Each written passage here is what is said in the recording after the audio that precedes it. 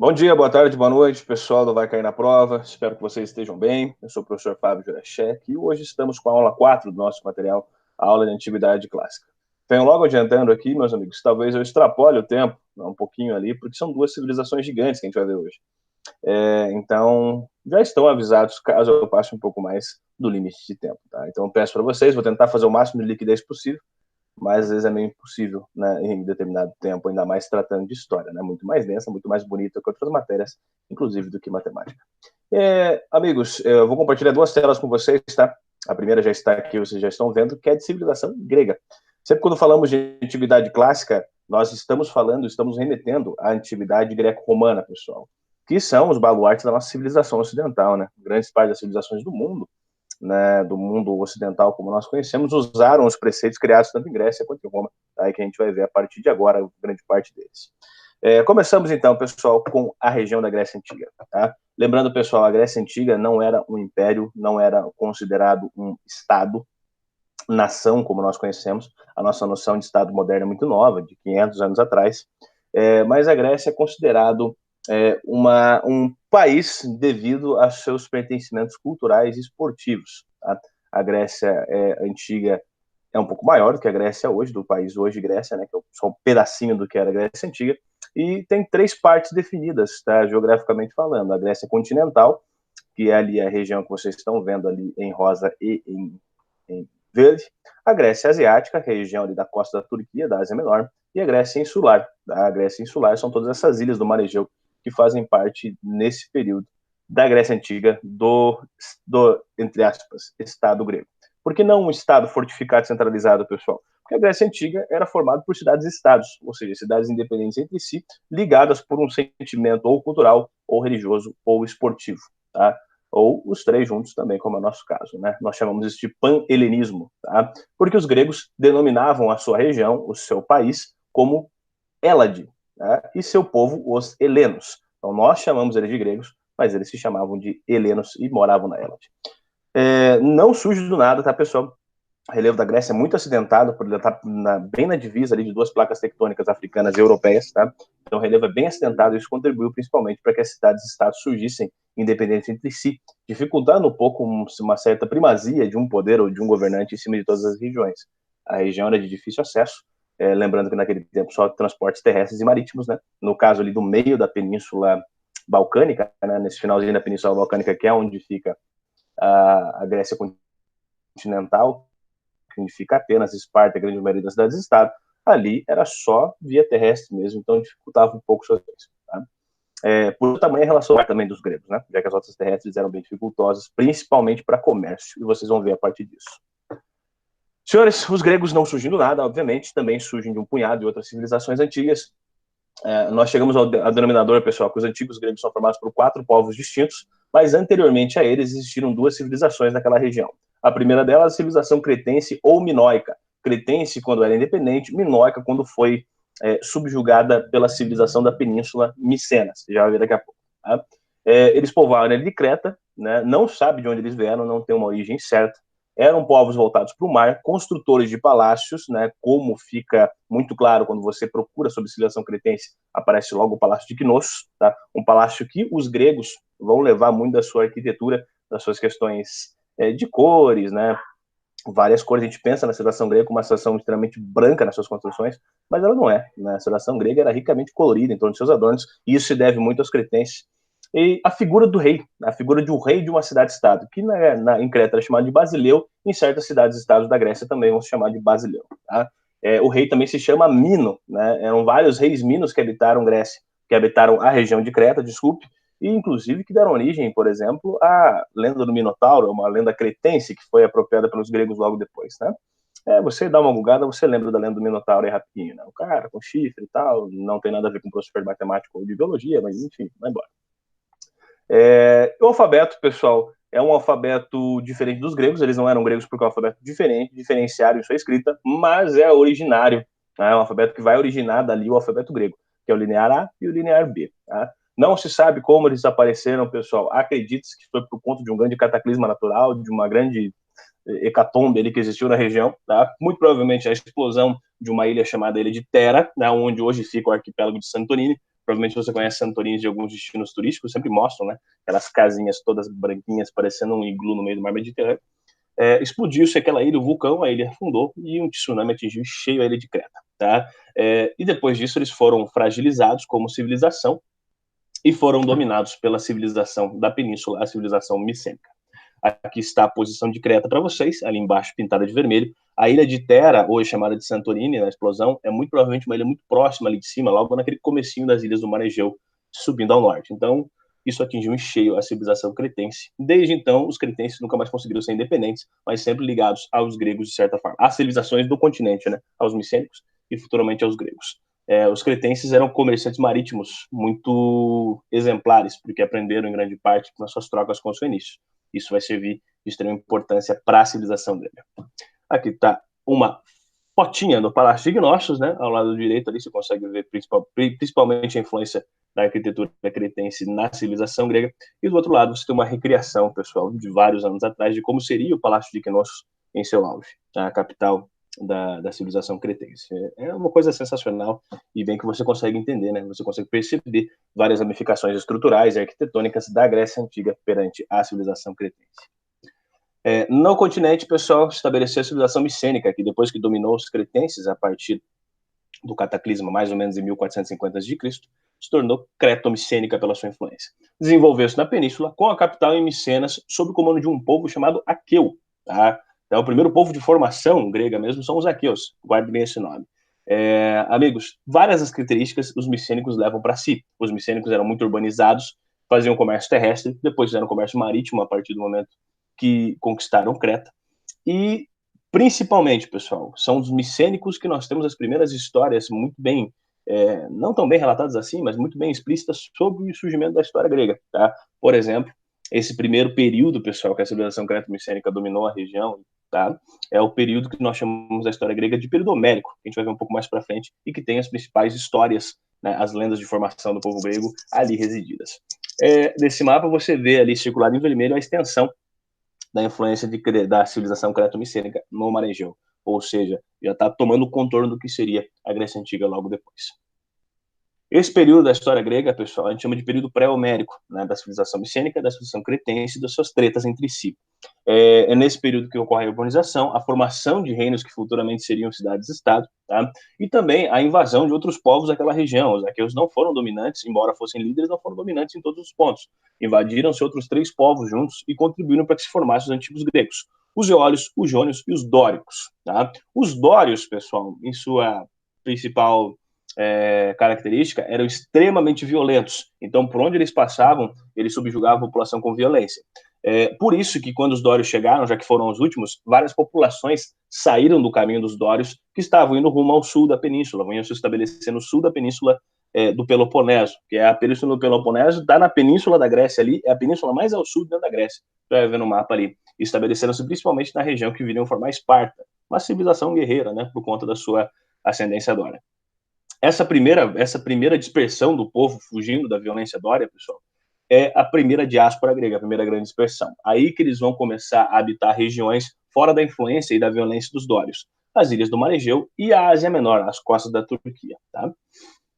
Aqui você consegue ver o mapinha muito bem, né? Os dórios ali invadindo a região e depois se estabelecendo no meio da península do Peloponeso, os eólios na região ali roxo, tá? Os dórios mais ao sul, chegando mais ao sul ali, os arcádios naquele meio. Os arcádios, pessoal, são os aqueus, um segundo nome para eles, tá? Naquele meio ali. Por exemplo, a cidade-estado de Micenas, nesse tempo mais importante, era naquele meio ali.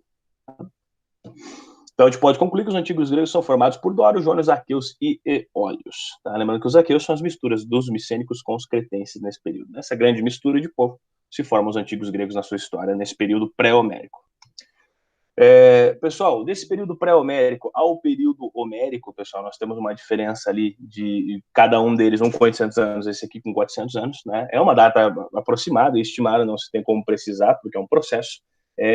Começa uma reorganização da civilização grega. Quando os dórios chegavam, eles destruíram a urbanização do lugar, né? Porque a galera começou a correr pela violência que eles empregaram, pela crise social de todos esses povos guerreando por espaço. A organização urbana e comercial foi destruída.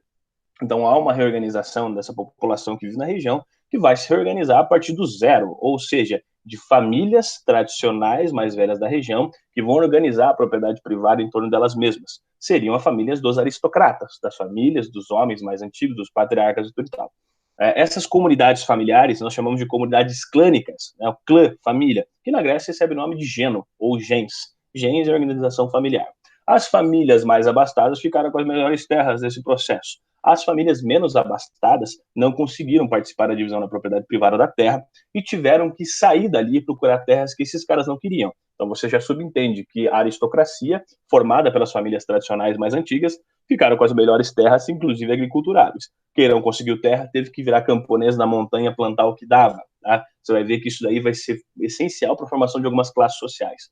E quem não conseguiu terra além disso, pessoal, teve que sair da região da Hélade, na região da Grécia e das ilhas, e também na Ásia Menor, e ocupar outras regiões em torno do mar Mediterrâneo, formando colônias, tá? Civilizações coloniais que os gregos vão usar para abastecer as suas cidades-mães. Tá? Esse processo, pessoal, dessas famílias buscarem terras que ficaram sem a distribuição nas classes sociais, é a segunda diáspora grega. Então, a primeira diáspora grega é a fuga dos dólares e sua violência. A segunda diáspora grega são as famílias que ficaram sem terras na distribuição de terras, por serem famílias novas e pouco influentes. A galera vai procurar terra onde tenha, normalmente fora da Hélade, no mar Mediterrâneo, fundando colônia. Várias cidades que nós conhecemos hoje foram colônias gregas no passado. Tá? Pode citar o caso mais famoso de Bizâncio, que vira Constantinopla, hoje é Istambul, né? Por sinal. Nós sabemos, pessoal, de grande parte dessa história do período homérico por algumas fontes históricas, mas as mais incríveis fontes históricas que nós temos é um poema, é até estranho falar que é um poema, por sinal, né? Inclusive é atribuído a um cara chamado Homero, por isso nós batizamos esse período como período de Homero ou período homérico. Homero escreveu 2 poemas chamados Ilíada e Odisseia. A Ilíada narra a Guerra de Troia, entre Micenas, Esparta e Troia, cidades que seriam depois cidades-estado mais fortificadas, que guerreavam por 2 motivos. Tem um motivo passional, porque o Menelau, rei de Esparta, perdeu a mulher Helena para Paris, um sucessor, né, um descendente dos troianos, né, filho do rei de Troia tudo e tal, e pediu ajuda para o seu irmão Agamenon para ir lá. Né, o corno pediu ajuda para o outro para recuperar a mulher. Tá? Uma guerra por honra em grande parte. Né? Os gregos eram muito apegados ao sentido de honra em grande parte. Também tem o sentido econômico da guerra, que provavelmente seja o sentido mais tácito dessa guerra, que derrotar Troia, você consegue ver no mapinha ali a posição de Troia, dava acesso ao Mar Negro muito mais fácil, né? Você tinha ali o controle do Estreito de Dardanelos, que é o estreito que está logo acima de Troia, na estrelinha, e você tem o controle do Estreito de Bósforo lá em cima, abaixo do que está escrito Black Sea, né? Que é uma questão de controle de rotas marítimas de um futuro cobrança de pedágio, tudo e tal. Então, teve 2 motivos.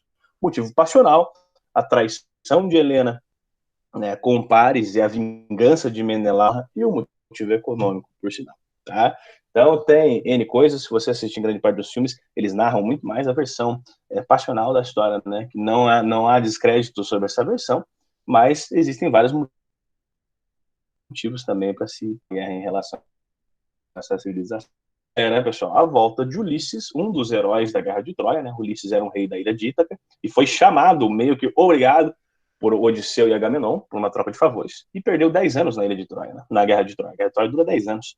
E quando ele está voltando para casa, depois de triunfar na Guerra de Troia, ele desafia os deuses, e os deuses enrolam a vida dele por mais 10 anos, está escrito ali.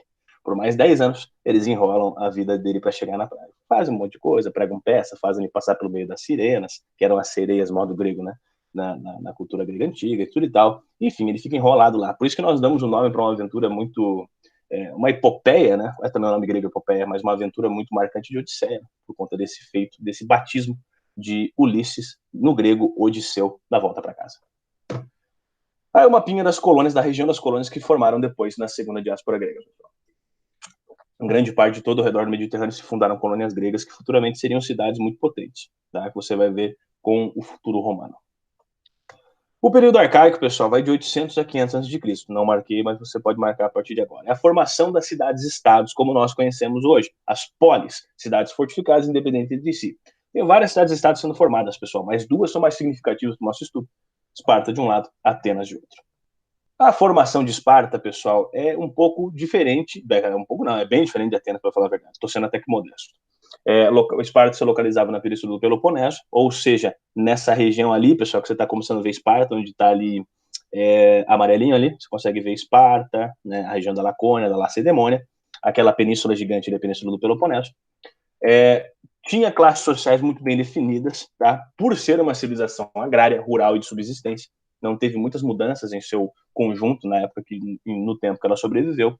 As classes eram bem definidas, não havia possibilidade de passar de uma classe para outra, e o governo era oligárquico, ou seja, o grupo dos espartanos estavam no poder, tá? Esses espartanos que estão no poder descendem diretamente dos dórios.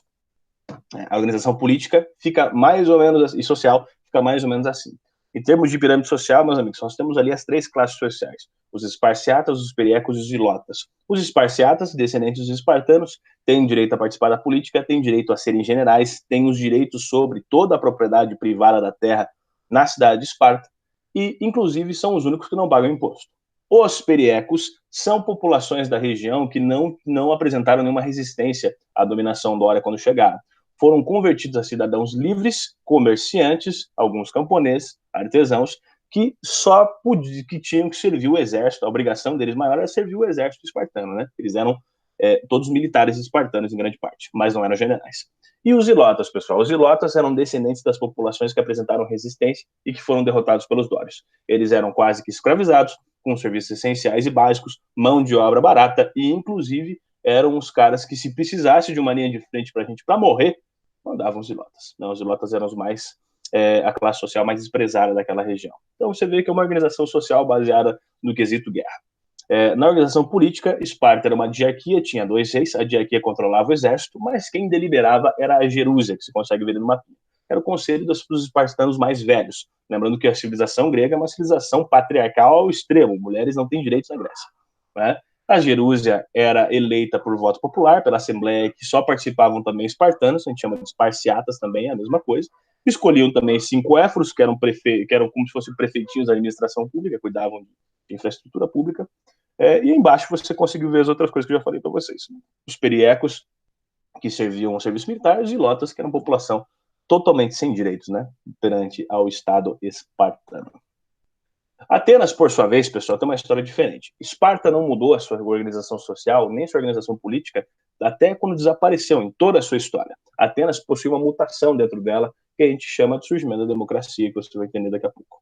Lá, Atenas se localiza na Ática, pessoal. Voltando um pouquinho, você consegue perceber onde é a Ática ali, está escrito ali, está em laranja, a região da Península Ática e onde Atenas está. Voltada muito mais para o mar do que para dentro do que para dentro do território, né? Ao contrário de Esparta. Então, Esparta, como era de difícil acesso, se fechou na agricultura de subsistência, enquanto Atenas era comercial e principalmente marítima, né? O comércio marítimo reinava.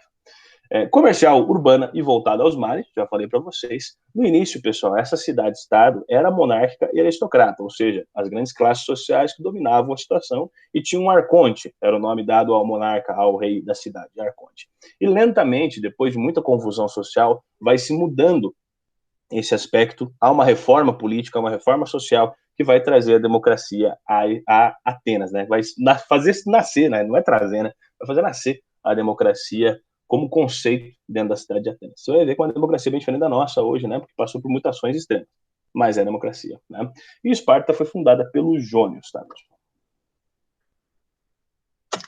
Toda essa mudança social, pessoal, começa a partir do trabalho dos legisladores atenienses, que eram caras que chefiavam as assembleias perante o arconte, tá? Esses legisladores começam a aprovar uma série de medidas que vão dar um pouco mais de espaço à população mais favorecida dentro das classes sociais atenienses, que você logo vê quais classes são, a participar da política. O Drácon, ele estabelece o primeiro sistema de lei escrita. Uma lei escrita é importante porque a lei passa a ser agora interpretada pelo povo, não mais por uma classe social dominante. Solon abole a escravidão por dívida, que era muito comum virar escravo por dívida, tá? E promove a participação popular numa assembleia chamada Bulé, que era uma assembleia deliberativa e legislativa. Então o povo começa a participar das decisões perante as leis da cidade. Pisístrato, embora fosse um tirano, governasse sem ajuda de ninguém, tá? Ele começou um projeto do que seria chamado de reforma agrária, né? Confiscar terra de aristocratas e entregar a camponeses que não tinham terra, né? Não é o nome reforma agrária ainda, porque esse nome surge em Roma, você vai ver daqui a pouco. E Clístenes é considerado o pai da democracia, ele redivide a população ateniense em novas classes sociais e dá o alcunha de cidadão à classe pertencente aos atenienses que podem opinar na política, né? Além de dar poderes judiciários de julgamento populacional ao tribunal popular chamado Eclésia, que você vai ver. E estabelece uma coisa interessante, que é o ostracismo. quem atenta sobre o sistema que ele vai criar a partir de agora, que é o sistema democrático ateniense, dá o direito de ser expulso da cidade, ou seja, do Estado expulsar a cidadão da cidade. Esse é o ostracismo, né? Aqui está, pessoal, a mutação da organização social de Esparta. Antes de Atenas, desculpa, antes você tinha essas 5 classes sociais, tá? Os eupátridas, demiurgos, orgóis e tetas são todos atenienses de nascimento. Essas 4 classes sociais passam a ser uma classe só dos cidadãos. Esses podem participar das discussões dentro da bulé, da eclésia e da assembleia, tá? Só que dentro desses caras, pessoal, só podiam participar homens maiores de 21 anos e atenienses. Ou seja, a democracia estabelecida, das pessoas decidirem, deliberarem sobre questões da polis, era uma democracia elitista, patriarcal e machista, inclusive xenofóbica, né? Porque o estrangeiro que vivia lá, ou que montava uma vida lá, não tinha direito de participar a partir disso. E vale lembrar que a democracia ateniense é uma democracia direta, ou seja, o cidadão está deliberando sobre isso. Nós, hoje, utilizamos o sistema de democracia representativa. Elegemos um cara para nos representar dentro das instâncias políticas. Os eupátridas, caras das classes dominantes, a grande aristocracia, demiurgos, grandes comerciantes, georgóis, camponeses das montanhas, favorecidos, e tetas, artesãos ou alguns pequenos camponeses que eram extremamente pobres. Todos esses viram cidadãos e podem participar, tirando suas mulheres, tirando suas crianças. E os escravos continuam sendo classe social à parte, tá? Os escravos por guerra, dessa vez, que não podem participar da vida política. Então, a primeira pirâmide aqui desse lado, pessoal, é a pirâmide anterior e depois a pirâmide sucessora, que você tem ali vários cidadãos a partir de agora, excluindo mulheres e crianças. Você tem várias pessoas que são estrangeiras, chama-se de metecos, né, que não pense besteira, mas chama-se de metecos, que não têm direito político, e os escravos, que também não têm direitos políticos. Vale lembrar que a escravidão de Grécia e Roma era uma escravidão que o homem era um animal útil, tá? Então não tinha direito político, era julgado como se fosse um animal. Então, um quadrinho para vocês entenderem as diferenças básicas entre essas duas cidades-estados. Enquanto Esparta, no seu regime econômico, era agrícola e agrária, Atenas era comercial. Tá? No regime de governo, enquanto Esparta era oligárquica, o grupo de espartanos estava em seu poder, Atenas era democrata, ou seja, os cidadãos deliberavam diretamente sobre as decisões. Enquanto Esparta, na sua educação, era militar, a criança, depois dos 7 anos, iria para o serviço militar e se tornaria um soldado com 18 a 21 anos. Atenas era cidadã, ou seja, era educado para discutir problemas da cidade. Enquanto Esparta tratava os seus estrangeiros de maneira xenofóbica, Atenas, embora não possibilitasse que estrangeiros deliberassem em sua política, recebia estrangeiros em sua cidade, inclusive para morar. Então era cosmopolita. Polita de polis, de cidade, cosmo de cidade universal. Todos podem passar por aqui. É bem difícil uma cidade comercial ter sucesso se ela for xenofóbica, né? Você sabe muito bem disso a partir do nosso preceito. E chegamos ao período de 100 anos, que é o período clássico, ou conhecido como o século de Péricles, que você vai entender. Não é o Periclão, não, tá? É outro Péricles. Embora tão importante quanto. Esse século, pessoal, é o auge econômico da civilização grega. E principalmente cultural e filosófico. É o século de Sócrates, Platão e Aristóteles, da grande filosofia, da grande arte, da elaboração de teatros, de grandes exposições, né, de grandes revoluções dentro da civilização grega, né? E aqui ela se começa a tornar ponto de referência ou ponto, inclusive, de desejo de outras civilizações do Oriente, dos romanos, dos persas, que vocês logo vão ver como é que vai se estabelecer essa relação. Ele é chamado século de Péricles, pessoal, porque foi logo no período de governo do legislador Péricles que existiram reformas urbanas gigantescas e instituiu-se uma coisa que hoje nós chamamos de salário de deputado. Vários dos cidadãos não podiam se dedicar às discussões políticas diárias porque tinham que trabalhar para sobreviver. Então, Péricles vai lá e institui a remuneração para as pessoas deliberarem sobre os assuntos, a mistoforia, ou seja, o salário de político que nós conhecemos hoje. Tá? E Atenas começa aqui, pessoal, sua política imperialista, ou seja, ela quer dominar a região, tentando dominar economicamente as cidades-estado e se tornando a principal liderança. Guarde bem isso, que logo, logo vai dar problema. É no período clássico, pessoal, que existem 2 conflitos muito interessantes entre Grécia e o mundo, e entre a Grécia contra a própria Grécia. Tá? A primeira são as guerras médicas. Como falei para vocês na última aula, os persas eram conhecidos pelos gregos como medos, né? Embora medos e persas sejam povos diferentes. Essas guerras são as cidades-estados gregas contra os persas. Os persas com Dário I e com Xerxes. Dário I morre numa das batalhas das guerras médicas, e Xerxes, seu filho, quem assistiu 300, é aquele Rodrigo Santoro pintado em ouro lá, aquela coisa mais estranha possível. contra as cidades-estados. Embora as cidades-estados não fossem muito bem amigas, pessoal, existiam cidades-estados mais próximas de Atenas e outras mais próximas de Esparta. Mas os gregos, a partir do seu pan-helenismo, da sua identificação como grego a partir da religião, da cultura e dos Jogos Olímpicos em comum, eles se unem contra esse adversário persa, né, nessa guerra que dura aí seus 40 anos, né? 41 anos. Enfim, faça as contas aí, não sei fazer. Atenas pelas batalhas terrestres, em grande parte, pelas batalhas marítimas, desculpe, em grande parte, e Esparta cuida das batalhas terrestres. Não quer dizer que Atenas também não cuidou de algumas batalhas terrestres, mas a principal aptidão de Atenas é o mar e sempre foi. E eles conseguem derrotar, depois de vários anos de guerra, os persas. Os persas não invadem a região, eles chegam até a Ásia Menor só e param por lá. Tá? E os gregos têm essa vitória. O problema, pessoal, que depois das guerras béticas, aí uma pinha para você entender, depois você pode dar uma pausada no vídeo. Pode pausar o vídeo, não dar uma pausada, por favor. E entender ali os principais nomes das batalhas também, que são muito, muito significativos para a gente, como a Batalha de Maratona, né, quando os gregos ganharam uma batalha impossível, o cara correu 42 quilômetros para avisar o rei que tinha acontecido, o governador da cidade que tinha acontecido, acabou morrendo, dando origem a uma maratona, e outras batalhas ali que estão no nosso imaginário, principalmente do imaginário de Hollywood, os caras gostam de usar esses termos.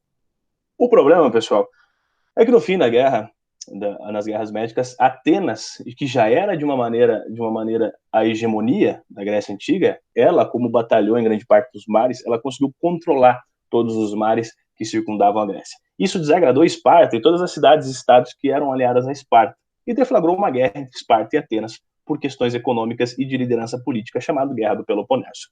Nós temos o confronto aqui de duas ligas, pessoal. A Liga do Peloponeso, liderada por Esparta, né, Esparta e as cidades-estados a favor de si, e a confederação de Delos, Atenas e as cidades-estado aliadas de Atenas começaram essa guerra que durou ali, depois faz a conta ali, 20, alguma coisa, enfim, né? Que duraram-se esse tempo aí, que não foi pouco tempo, principalmente, pessoal, porque as batalhas se deram em terra em grande parte, não pelo mar. Esparta acabou levando a melhor e ganhando essa guerra. Invade Atenas, destrói Atenas e estabelece um regime monárquico igual ao seu na cidade de Atenas. Triste fim para Atenas. Por enquanto, tá? Porque a Guerra do Peloponeso, aqui as movimentações, você pode perceber que é bem pertinho ali, né, pessoal, tá? E a batalha, a cidade-estado de Corinto, eu não lembro agora se era aliado ateniense ou espartano, não vou lembrar agora, ela foi o palco de grande parte das batalhas, né? Corinto fica bem próximo de onde era Micenas também, tá? E foi a cidade mais destruída, tirando Atenas. O problema, pessoal, que fazia tempo que tinha uma civilização ao norte, ali na região norte, que queria dominar os gregos desde o século V, quando eles se mostraram a liderança da modernidade da antiguidade, né?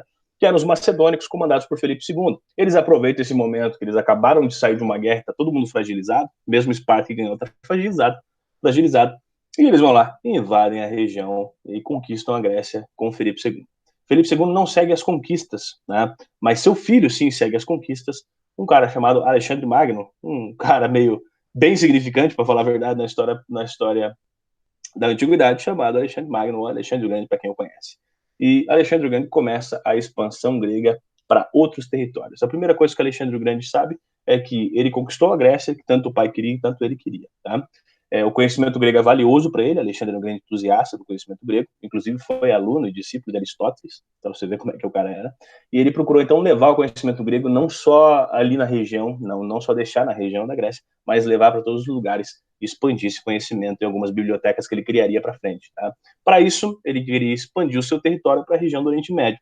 O Oriente Médio estava dominado pelos persas, ele vai lá e treta com os persas por vários anos e acaba derrotando eles na Batalha de Gaugamelas, né? Então, o Império Macedônico de Alexandre Magno vira uma extensão absurda que vai da Macedônia, na Grécia, até as costas da China e da Índia, tá?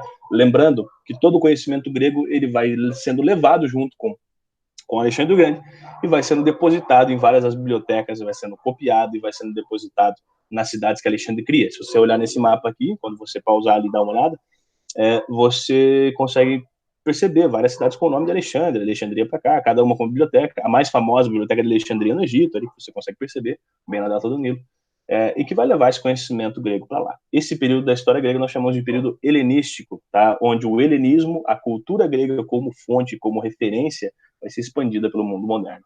Graças ao Oriente Médio, nós temos muito contato com os gregos, porque o Oriente Médio preservou em grande parte a grande parte dos escritos gregos. A Europa medieval já não preservou tanto, escondeu bastante, não liberou tanto quanto podia, tá? Para os islâmicos, aquilo lá significava conhecimento, eles não ligavam aquilo ao paganismo, e conseguimos resgatar principalmente por conta disso, de Alexandre ter levado para o Oriente Médio e para as civilizações que sucederam não terem destruído esses escritos. Termos de cultura, pessoal, facilmente lembrando Grécia, você tem que lembrar da filosofia, que vocês aprendem lá com mais esmiuçada nas outras frentes, né? Principalmente o princípio democrático de um lado, o princípio da racionalidade do outro, do confronto de mitos. O teatro, dois gêneros que vão dar origem a vários gêneros que nós conhecemos das peças cênicas, da tragédia e da comédia, só lembra daquelas máscaras gregas, símbolos do teatro, né? Da máscara triste e da máscara feliz. A arquitetura, com as colunas, a diferenciação entre colunas dóricas, jônicas e coríntias, né? A evolução das ciências naturais, tudo, pessoal, na Grécia Antiga estava ligado à ciência natural e à filosofia, por isso que você tem vários caras que representam isso, né? Na filosofia, na matemática, na medicina, em grande parte. Os Jogos Olímpicos, feitos para honrar os deuses do Olimpo, em grande parte, com uma maneira de confraternização também entre as cidades-estado. O que uniu as cidades-estado foram os Jogos Olímpicos e sua religião. E a mitologia grega, que é a expressão da vontade humana, uma das primeiras explicações, ainda que nem tanto factíveis, mas explicações até que interessantes para a psique humana, para entender vontades humanas e tudo que o ser humano pode fazer a partir do preceito que está vivendo ali, né? Embora depois houve uma contestação a isso, mas não deixa de ser também uma expressão da vontade humana. Tranquilo, pessoal? Vou aqui só um pouquinho aí, que eu vou compartilhar a outra tela com vocês agora, que já vamos nos encaminhando para a civilização romana e já vou falando para vocês bem rapidinho. Senhores, a civilização romana é produto direto da civilização grega. Tá? Os romanos, eles achavam-se os grandes sucessores, os caras que iam levar esse conhecimento grego para o resto do mundo.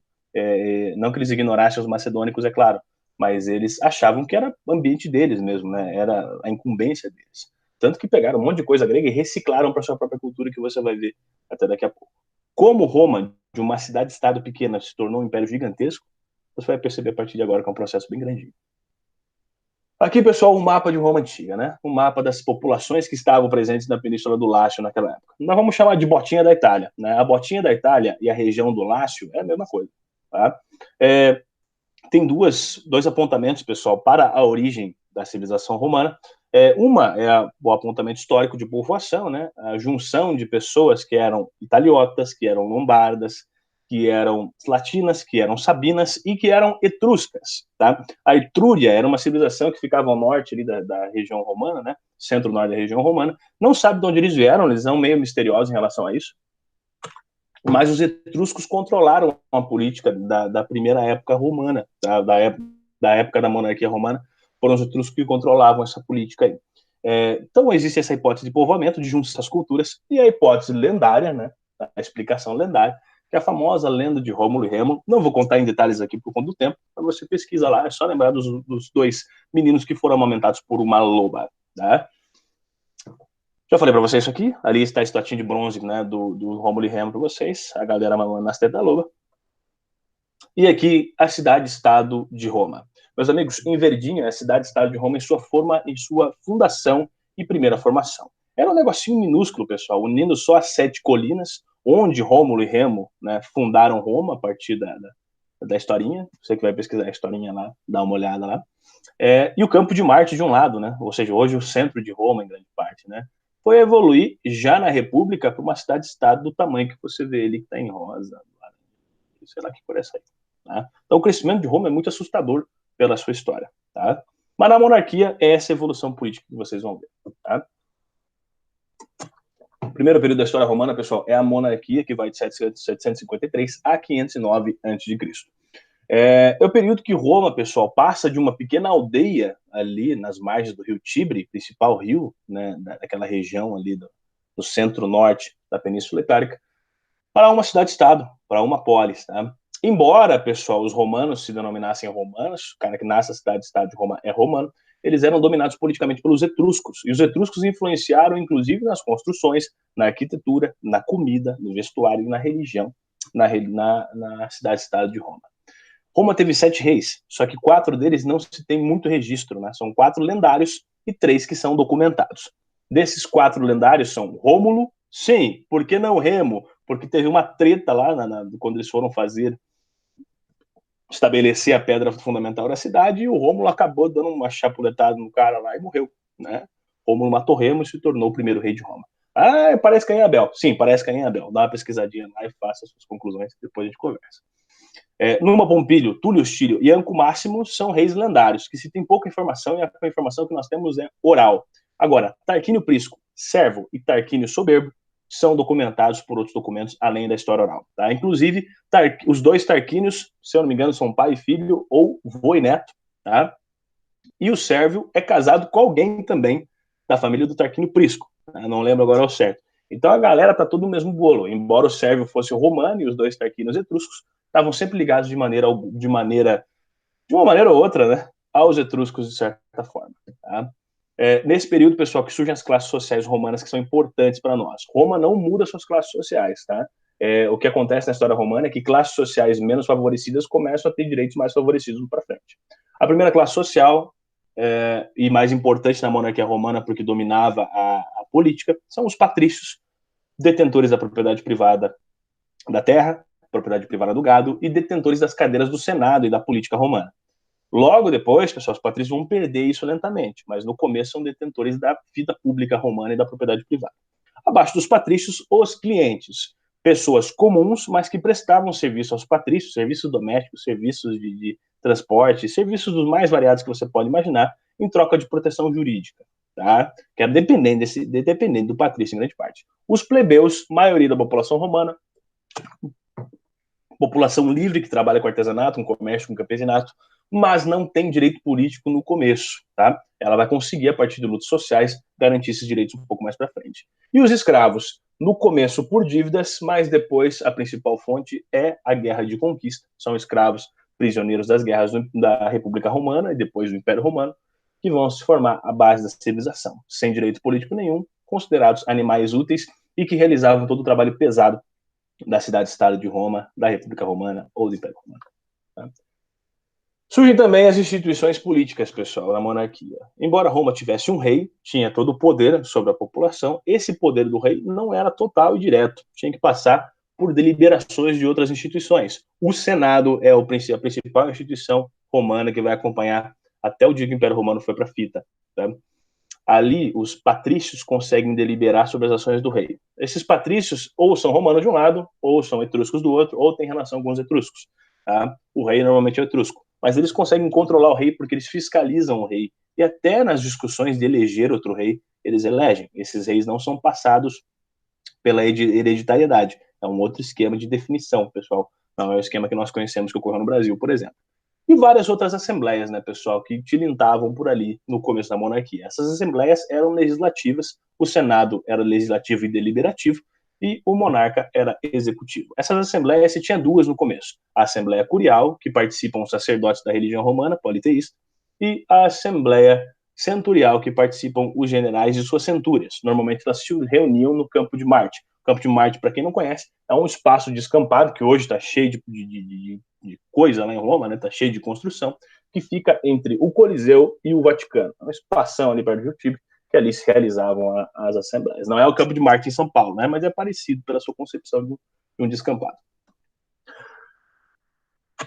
A monarquia romana, pessoal, ela vai até 509 a.C. Em 509 a.C.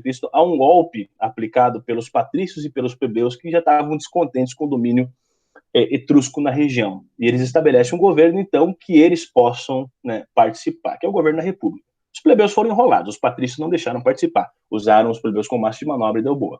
O Tarquínio Soberbo, o último rei, ele se envolveu num escândalo que, inclusive, o seu filho tinha participado, segundo as fontes, do estupro de uma patrícia, né?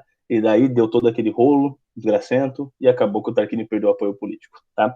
O que é interessante para a gente do período da monarquia é a maneira que o Tarquínio foi deposto, né, pessoal, por uma vontade popular dos patrícios e dos plebeus, embora os patrícios levaram a melhor, né, como sempre, classe alta leva a melhor nas civilizações antigas, mas também do rei anterior chamado Sérvio Túlio, que realizou a primeira reforma estrutural em Roma, chamada Reforma Serviliana hoje, construiu os muros em volta, construiu um sistema de saneamento básico muito parecido com os nossos e construiu os primeiros aquedutos que traziam água de longe para aquela região.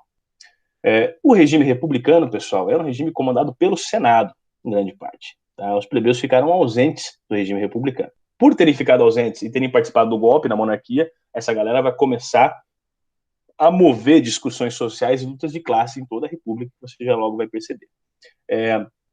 A plebe, né, que ficou afastada nesse processo, vai virar protagonista na república, lutando pelos seus próprios direitos. A república em si, pessoal, ela é dividida em magistratura. Magistratura, para quem não conhece, nós usamos hoje o termo magistrado para pessoas que participam do poder judiciário, né, em grande parte. Mas o nome, né, não é exclusivamente o poder judiciário na sua concepção romana. Essas magistraturas eram cargos que se ofereciam a patrícios nesse começo e depois alguns plebeus podiam participar, para que deliberassem e para que governassem essa nascente república. O cargo mais alto eram os cônsules, que você pode perceber, responsável por presidir o Senado, por declarar guerra e por levar a população a crer que Roma podia crescer. É a grande cara romana, esses cônsules. No começo, os dois cônsules tinham que ser patrícios. Logo, aprovando algumas leis, lá no final da República, um cônsul vai ter que ser plebeu. Sim, os plebeus conseguem chegar, inclusive, no cargo máximo da sua história. Você tem o pretor, que era o responsável pela justiça, o censor, que fazia o censo, fazia contagem, lidava com questões, pessoal, de opinião pública, por isso o nome censura, né, em grande parte, supervisionavam as despesas do Estado romano, depois de um tempo, colocavam as despesas, pessoal, para que as pessoas pudessem ver o que elas estavam fazendo, ou que não pudessem ver, também censuravam as despesas. Então, vários dos nomes que nós usamos para algumas coisas hoje estão presentes na civilização romana. Os edis, que eram oficiaizinhos ali da estrutura pública, né, os prefeitinhos da cidade que cuidavam de calçamento, de saneamento básico, de escoamento, de aqueduto, e os questores que cuidavam do tesouro, ou seja, da grana que sobrava ou que era para ser aplicada em tal lugar. Tá? Nós tínhamos também, pessoal, na religião, o sumo pontífice, que era o grande sacerdote da religião ou de algum deus. Também, pessoal, não era possível que um plebeu participasse para ser sumo pontífice, mas com o andar da carruagem eles vão conseguir participar depois de um tempo, tá? Aprovando-se algumas leis, porque o sumo pontífice tinha papel importante no Senado. As instituições políticas republicanas permanecem as mesmas, porém tem a adição de algumas outras assembleias. O Senado permanece o mesmo, a Assembleia Curial, com o sumo pontífice, permanece o mesmo. Agora nós temos a Assembleia Tribal, né, que dividiu-se Roma em várias tribos, e a tribo que representava a plebe ganhou um representante chamado tribuno da plebe, que lentamente vai conseguir muito poder depois de um tempo. A Assembleia Centurial, cujo participam soldados e as centúrias, lembrando que os soldados eram pessoas da plebe, e a Assembleia da Plebe, bem menor que as outras, deliberavam sobre questões mais locais, mas que logo vai conseguir um poder muito maior com as convulsões que a civilização romana vai passar. Tá? O processo que os patrícios vão conseguir direitos, pessoal, nós chamaremos de luta de classe romana, tá? Que acontece entre 495 e 287. Acontecem mais eventos fora dessas datas, mas as principais estão localizadas nesse meio aqui, né? Que se aprova várias leis que vão equalizar patrícios e plebeus, pelo menos. Tá? A primeira delas, e mais importante, é a lei das 12 tábuas.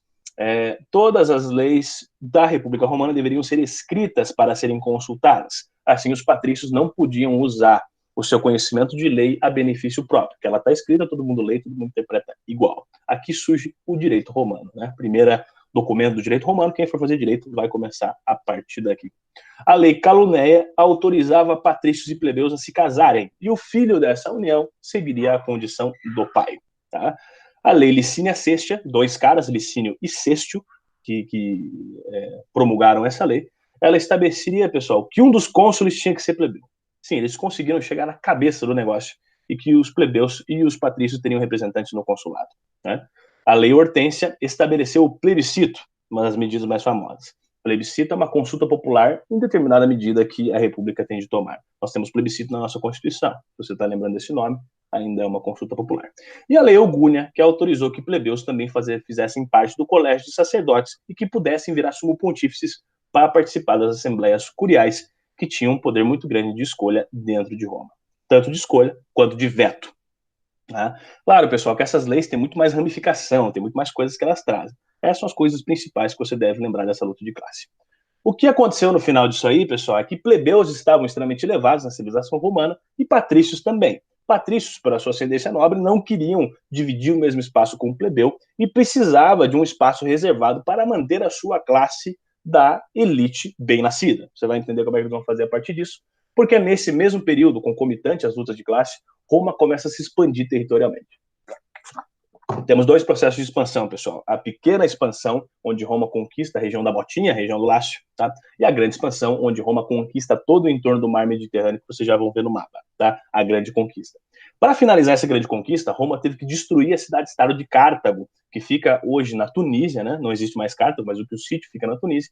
E era uma cidade fenícia, tá? Que se estabeleceu um comércio no Mediterrâneo. E se Roma quisesse a primazia no Mediterrâneo, quisesse a hegemonia do comércio ali, tinha que destruir Cartago. Eles empreendem, então, 3 guerras contra Cartago, chamado Guerras Púnicas, porque os romanos chamavam os cartaginenses de Puni, tá? A primeira guerra eles foram até lá, Cartago foi derrotada. A segunda foi um contra-ataque de Cartago, Cartago foi derrotada. E a terceira, Roma destruiu Cartago. Além disso, jogou sal no chão, representando que nada mais pode nascer aqui com um chão salgado. Inclusive, uma conquista simbólica também, já que o sal era muito valioso na civilização romana, e esse sal era, inclusive, objeto de pagamento de serviços prestados. Por isso o nome que nós usamos hoje, salário. Tá? O mapinha da grande expansão tá aí para vocês terem uma ideia. O mapinha tá meio falhado, porque aqui no norte da África, pessoal, você também tem outros pontos de expansão, e eles circundaram o Mar Mediterrâneo. É nesse tempo que o Mar Mediterrâneo passa a ser chamado pelos romanos de Mare Nostrum, ou Mar Nosso, já que eles circundaram todo o mar.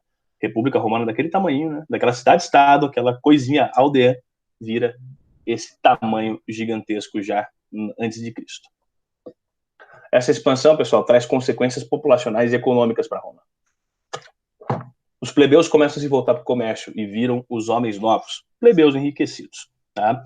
A galera patrícia não quer morar junto com o plebeu enriquecido. Sempre teve no ideário, né, civilizacional do Ocidente essa questão que pessoas que se acham bem-nascidas não convivem com pessoas ascendidas e querem distância. Isso não é uma coisa nova, isso não é um problema brasileiro. Tá?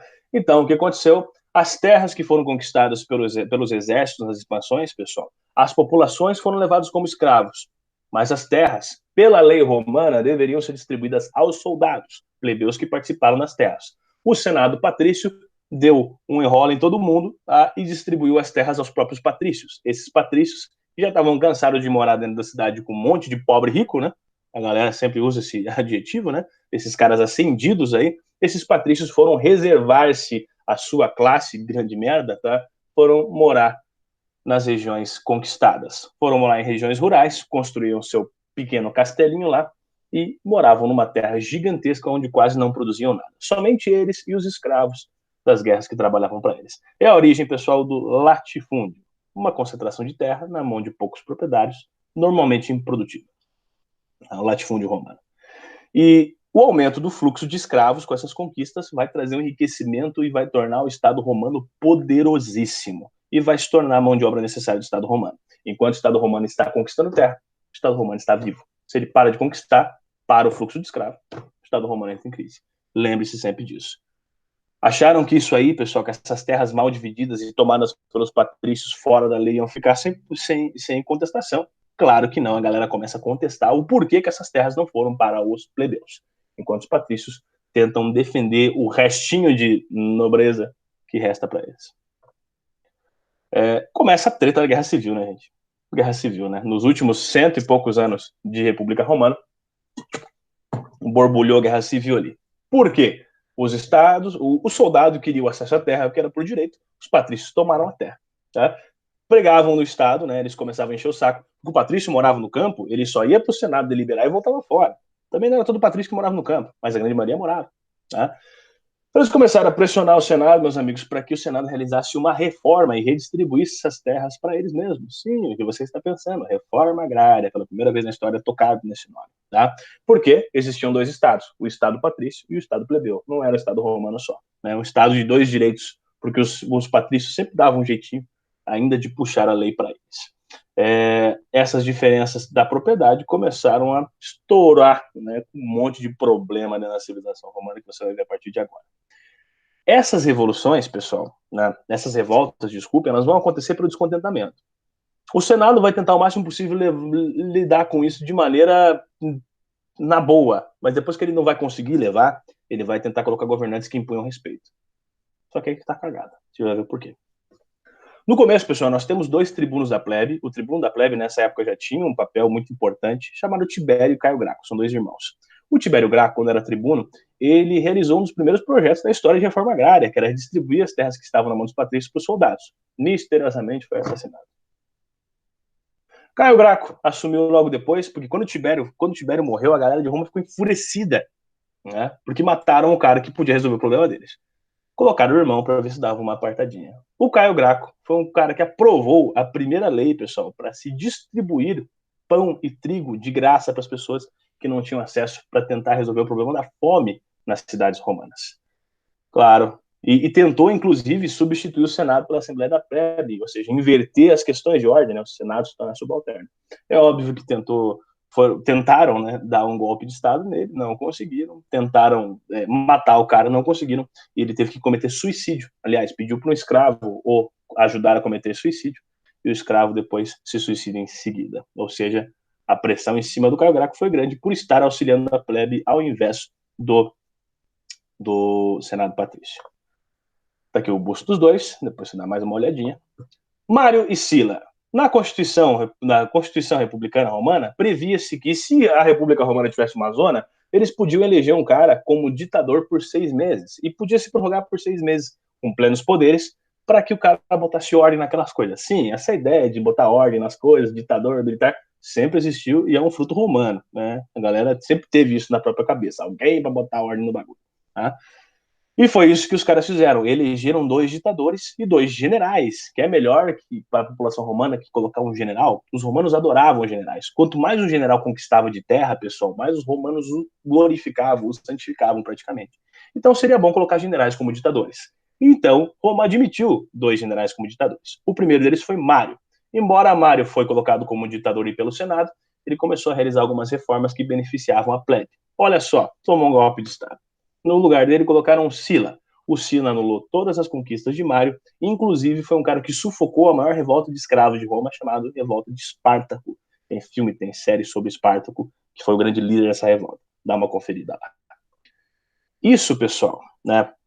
Mário de um lado e o Sila sem nariz do outro. Tá? Isso, pessoal, causou um problema gigantesco em Roma que não se resolvia mais. Então, o Senado, apostando ainda na máxima de ter generais, vai lá e elabora o primeiro triunvirato. Eles tiveram a beleza da ideia, pessoal, de colocar 3 generais muito famosos para controlar Roma, para ver se aplacava um pouco os ânimos. 2 desses generais teriam origem da plebe. Então a galera pensou que, pô, a galera vai aceitar agora, tá de boa. Tá?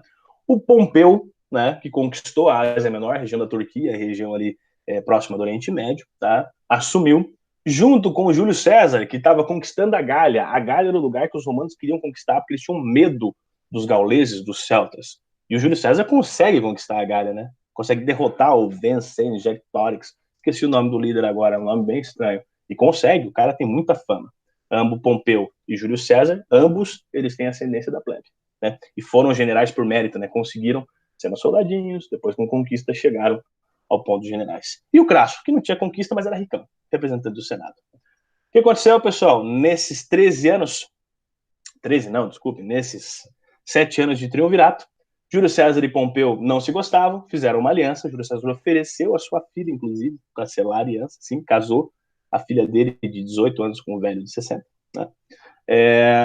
E Pompeu começou a chalerar o Senado, porque viu que Júlio César era um adversário à altura, era muito mais famoso que ele por estar conquistando a Gália. Né? Júlio César soube disso a partir do Tititi e soube que o Senado e Pompeu estavam tramando um golpe para tirar ele do poder. O Senado também temia Júlio César.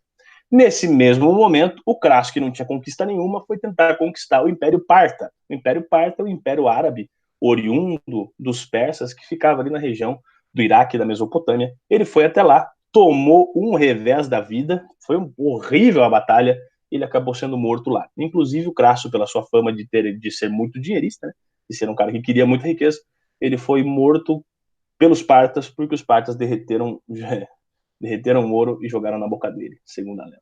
Tá? Foi um erro horrível, foi um erro absurdo, tanto que hoje chama-se um erro muito grande de erro crasso na nossa língua, né? Tem esse adjetivo crasso para identificar um erro muito grande. Realmente foi muito errado. Depois dá uma pesquisadinha lá, ver como é que foi a batalha. E só sobraram os dois, né? Só sobraram os dois. Quando Júlio César conquistou a Gália, inclusive deu uma pisadinha lá na Bretanha, ou na Britânia, onde a Inglaterra hoje voltou, ele soube desses planos de Pompeu e do Senado e começou a vir que nem louco para dentro de Roma, tá? Para tentar catar esse Pompeu. Não podia um general entrar com um exército armado em Roma, era proibido. Júlio César afirma ter uma visão no rio Rubicão, que tem um cara tocando corneta, e que isso era o sinal dos deuses para que ele entrasse armado. Ele entra armado, passa a fronteira do rio Rubicão, que fica ali perto de Milão hoje, por sinal. O Senado vê aquilo, fica louco da cara, e o Pompeu fala, ó, vou buscar minha legião que ficou na Grécia, volto para cá e destruir esse César. Pompeu descendo, César caçando ele. Quando César chega no porto, Pompeu tinha vazado fora. César passa para a Grécia. Não se sabe como Pompeu foi derrotado por César na Grécia. Pompeu tinha muito mais legião a seu comando e César o derrota. César volta para Roma, o Senado espera receber Pompeu, mas recebe César. E o povo todo batendo palma, bem louco, e o Senado com aquela cara de bunda. Tenso. César governa, pessoal, como ditador, como cônsul único e ditador por um tempo, realiza as reformas que a plebe necessita, tem muito mais valor para a plebe, Júlio César, do que para o Senado, e o Senado, logo, depois desses tempos ditatoriais, trama a morte de César. Essa imagenzinha tem César, Pompeu, César, desculpe, Crasso no meio, Pompeu na sua direita, isso, né? Na sua direita aí. E o tamanho da República Romana nos tempos de triunviato, né? Para você ter uma ideia, eu vou localizar você. A Gália você consegue perceber, fica logo ali em cima da Península Itálica. E os partes ficam aqui no cantinho em verde, que tá Regnum Partorum, o Reino Parte, né? Por sinal. O tamanho dela já estava monstruosa, por sinal. Tá? Como eu falei para vocês, Júlio César valoriza a plebe, distribui terra aos soldados, realiza uma pequena reforma agrária, estabelece cidadania para todos os plebeus ali da região romana. Isso desagrada o Senado, mais uma vez. E o Senado, inclusive, trama contra ele e Júlio César é assassinado em 44 a.C., com várias facadas dentro de uma sessão senatorial. Aqui está a coisa. Inclusive, né, segundo o ditado, o filho adotivo dele faz isso, né? Até Tubrus e tudo tal. O segundo triunviato é estabelecido, pessoal, logo depois. Porque quando César morre, vira uma situação insustentável em Roma, mataram César. Meu Deus do céu. Tá? E eles se apressam rapidamente para montar o segundo triunvirato. Nessa vez, eles realizaram a mesma coisa que fizeram da primeira vez. Pega um parente de César e gente chegada a César, que a gente possa convencer a lutar para o nosso lado. Mas o povo tem que saber que pelo menos o cara era aliado de César para ficar um pouco quieto. Eles pegam, então, Otávio, filho adotivo de César, tá? Marco Antônio, general de César, que inclusive auxiliou ele a derrotar Pompeu, e Lepto, um outro cara aí, tá? O Lepto acabou sendo destituído logo, uma batalha na Sicília. Sobrou o Otávio, que ficou em Roma, chefiando aquela região, e o Marco Antônio, que ficou no Egito. Nesse meio tempo, o Marco Antônio tem um caso com Cleópatra, a irmã do faraó Ptolomaico do Egito. O Egito era controlado pelos romanos já. E Cleópatra resolve convencer o Marco Antônio a juntar os seus dois exércitos, o dela e as legiões dele, para separar o Egito e formar um império separado, né? Um império independente de Roma. E Marco Antônio aceita isso aí. Otávio fica sabendo, o Senado também, e o Senado, para evitar que perdesse o Egito, perder o Egito é perder comida, vai lá e dá todos os poderes a Otávio, e ele vira Otávio Augusto, né? Dá o nome Augusto para Otávio, que significa divino. Como Otávio tem todos os poderes e agora também é divinizado, Otávio se torna o primeiro imperador da história da civilização romana, iniciando o Império Romano e terminando a República. Otávio vai lá, o Marco Antônio, o Lépido e o Otávio Augusto. Então, o Otávio vai lá e derrota todas as legiões de Cleópatra e de Marco Antônio, e os dois acabam cometendo suicídio. Um Romeu e Julieta na antiguidade, né? E o Egito permanece romano. Entramos no Império Romano, já se encaminhando para o final, fique tranquilo, está quase acabando.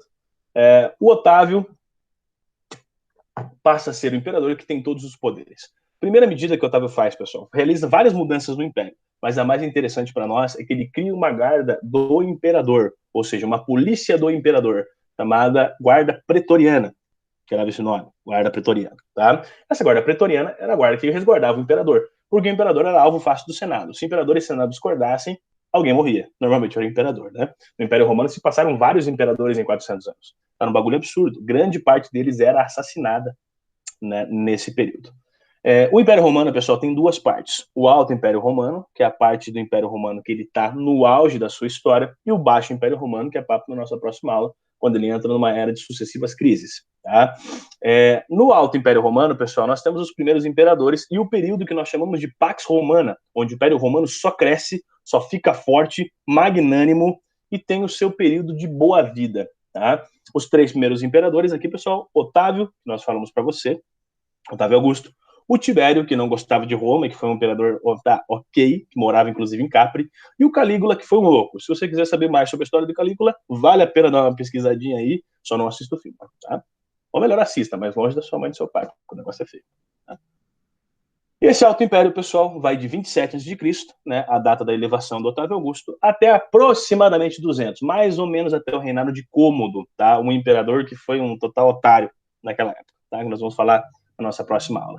O Império chega no seu ponto máximo de expansão, pessoal, fica gigantesco, tá? O Senado passa a ser hereditário, a distribuição de terra a camponeses e a criação da guarda pretoriana no seu início. Otávio começa ali a desagradar o Senado com esse negócio de distribuição de terra, por sinal.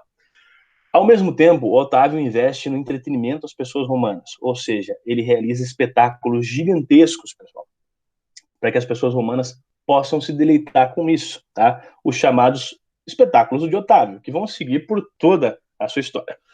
Quando Roma começar a entrar um processo vertiginoso de crise, esses espetáculos vão ser usados como uma maneira de entreter o povo para tentar tirar a gravidade da crise da situação, né? Ou seja, entretenimento da população para que a população não veja o vórtice de crise que está sendo criado. É a famosa política do pão e circo que vai ser tão usada depois por Cômodo para frente, tá? Esses espetáculos normalmente eram espetáculos com comida farta, distribuição de pão, né? E o circo, a diversão. Normalmente eles eram espetáculos em arenas criadas para isso, como por exemplo o Coliseu e o Circo Máximo que vocês vão ver logo logo. Em 63, pessoal, o Nero inicia a perseguição aos cristãos no Império. Tá? Nero era um imperador, piromaníaco, gostava de fogo, e ele começa a iniciar uma perseguição sistemática aos cristãos, porque os cristãos atentavam diretamente aos pilares do Império. Na próxima aula você vai ver que os cristãos, qual era o discurso que os cristãos tinham para que atentassem ao Império. Tá? E em 117, o imperador Trajano, tá, paralisa as guerras de conquista, fala, não tem como mais conquistar, porque o Império é muito grande e está difícil de ser administrado. A partir disso, pessoal, a Pax Romana vai começando a ter seus momentos de perda e depois do reinado de Cômodo, mais ou menos ano 200, começa o período de crise, tá? Principalmente pela extensão territorial. Lembra que eu falei para vocês? Parou de se expandir, parou o fluxo de escravos, não tem mais o que fazer. O Coliseu, criado por Vespasiano no ano 70, para virar a gente do avesso, para ter espetáculos de sangue, de homens contra animais, de homem contra homem. Sim, os gladiadores são dessa época, são da época do Império Romano, grande parte. O Coliseu é mais novo que Jesus, as pessoas pensam que é muito antigo, mas é bem mais novo.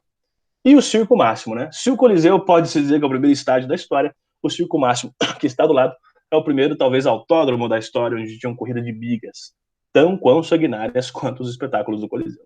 Tá? E aqui, um mapinha da extensão máxima do Império Romano, que ia, inclusive, das muralhas de Adriano, lá na Britânia, tá? Lá na Inglaterra, hoje na Escócia, se eu não me engano, é na Escócia que ficam essas muralhas hoje, tá? Até a Núbia, até a Mesopotâmia, até a cidade de Ur, até o Mar Cáspio na Armênia. Era gigantesco esse império. Para administrar é um problema.